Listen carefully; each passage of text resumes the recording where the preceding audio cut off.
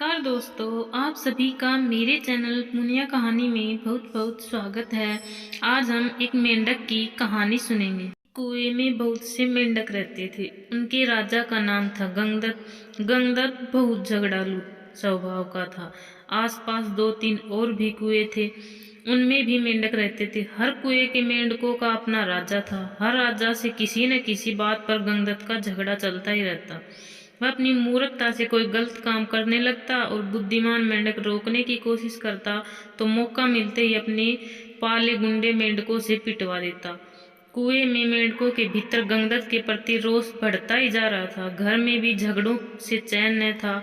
अपनी हर मुसीबतों के लिए दोष देता। अपने मेंढकों तथा बुद्धिमानों ने एकजुट होकर एक स्वर में कहा, राजन, पड़ोसी कुएं में हमसे दुगने मेंढक हैं। वे स्वस्थ हैं, हमसे अधिक ताकतवर हैं। हम यह लड़ाई नहीं लड़ेंगे। गंगदत्त सन्न रह गया और बुरी तरह तिलमिला गया। मन ही मन में उसने ठान लिया कि इन गद्दारों को भी सबक सिखाना होगा। गंगदत्त ने अपने बेटों को बुलाकर भड़काया, बेटा, पड़ोसी राजा ने तुम्हारे पिताश्री का घोर अपमान किया है। आओ पड़ोसी राजा के बेटों की ऐसी पिटाई करो कि वे पानी मांगने लग जाएं। गंगदत्त के बेटे एक दूसरे का मुंह देखने लगे। आखिर बड़े बेटे ने पिताजी से कहा, आपने कभी हमें टर्राने की इजाजत दी है? टर्राने से ही मेंढकों में बल आता है, हौसला आता है और जोश आता है। आप ही बताइए, बिना हौसले और जोश के हम किसी की पिटाई कैसे कर पाएंगे? अब गंगदत्त सबसे चिढ़ गया। एक दिन वह कुड़ता और बड़बड़ाता कुएं से बाहर निकल इधर उधर घूमने लगा। एक भयंकर नाग पास ही बने अपने बिल में घुसता नजर आया। उसकी आंखें चमकी। जब अपने दुश्मन बन जाए तो दुश्मन को अपना दोस्त बनाना चाहिए, यह सोच वह बिल के पास जाकर बोला, नागदेव, मेरा प्रणाम। नागदेव फुंकार कर, अरे मेंढक, मैं तुम्हारा बैरी हूँ, तुम्हें खा जाता हूँ।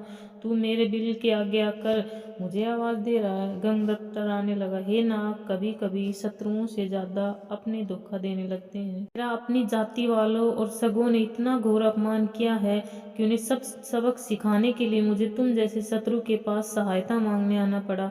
तुम मेरी दोस्ती स्वीकार करो और मजे करो। नाग ने बिल से अपना सिर बाहर निकाला और बोला, मजे? कैसे मजे? गंगदत्त ने कहा, मैं तुम्हें इतने मेंढक खिलाऊंगा कि तुम मोटाते मोटाते अजगर बन जाओगे। नाग ने शंका व्यक्त की, पानी में जा नहीं सकता, कैसे पकड़ूंगा मेंढक?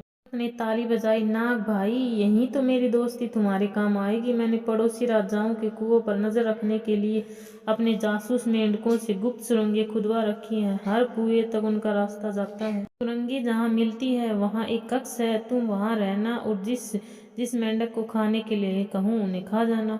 नाग गंगदत्त से दोस्ती के लिए तैयार हो गया, क्योंकि उसको उसका लाभ ही था। एक मूर्ख बदले की भावना में अंधे होकर अपनों को दुश्मनों के पेट के हवाले करने को तैयार हो। दुश्मन क्यों न इसका लाभ उठाए। नाग गंगदत्त के साथ सुरंग कक्ष में जाकर बैठ गया। गंगदत्त ने पहले सारे पड़ोसी मेंढक राजाओं और उनकी प्रजाओं को खाने के लिए कहा। कुछ सप्ताहों में सारे दूसरे कुओं के मेंढक सुरंगों के रास्ते जा जाकर खा गया।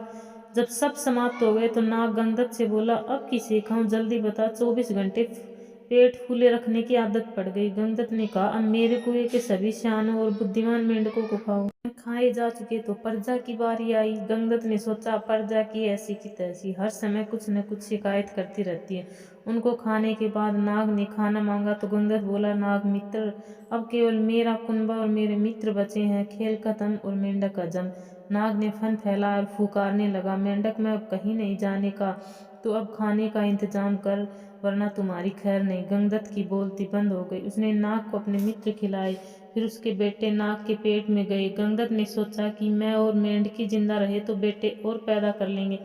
बेटे खाने के बाद नाग फुकार, और खाना कहाँ है? गंगदत्त ने डरकर मेंढकी की ओर इशारा किया। गंगदत्त ने श्याम के मन को समझाया, चलो, बुढ़ी मेंढकी से छुटकारा मिला, नई जवान मेंढकी से विवाह कर नया संसार बसाऊंगा। मेंढकी को खाने के बाद नाग ने मुंह फाड़ा।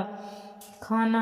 गंगदत्त ने हाथ जोड़े, अब तो केवल मैं बचा हूं, तुम्हारा दोस्त गंगदत्त। अब तो तुम लौट जाओ। नाग बोला, तू कौन सा मेरा मामा लगता है? और उसे हड़प गया। सीख, अपनों से बदला लेने के लिए जो शत्रु का साथ लेते हैं उसका अंत श्याम को नष्ट करना ही होता है।